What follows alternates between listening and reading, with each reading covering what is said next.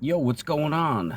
Um, First of all, hello. Been a long time. I've been mainly doing videos on my other channel, but on this channel, I just was thinking a lot about more economic things, and I haven't been. Well, I've had some things that I wanted to make videos about, but too pessimistic. But first of all, hello. Good to see you all, and today I just wanted to go over a little bit about some things I've been thinking about. Um, Not like these are not brand new ideas, but maybe clarification on economics, definition of deflation and inflation, and that in the movement of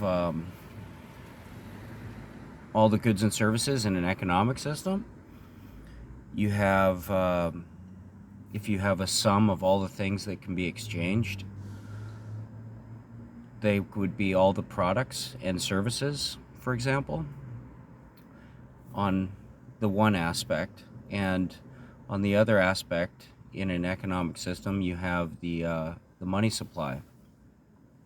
And so I just thought that I've heard a lot of the word inflation, so I just wanted to give a definition of that that's easy to understand. And that it's inflation is when you take the current availability of goods and services and all the items, or any items, and the money supply, and then you increase the money supply uh, faster or more than the rate of goods is increasing. Now, that rate of goods can also remain the same, and um, but basically, you can understand anything in macroeconomics when you think about it in terms of this: a ratio between production and the available money supply, whether or not it's moving around or anything. But what you could do also is, so basically you could have production and money supply. They could be both increasing together gradually. You could have these are some of the possible scenarios. That would not be considered inflation, but it would be maybe like um, a healthier gradual increase in standard of living. Um, you can also have an increase in production. That where the money supply stays the same. That's a sort of weird condition that you don't really see too often. This is another thing about inflation factors, is that um, sometimes gold bugs, they might uh, complain about money supply being increased, but don't offer solutions as to how to increase productivity to counterbalance the inflation. And so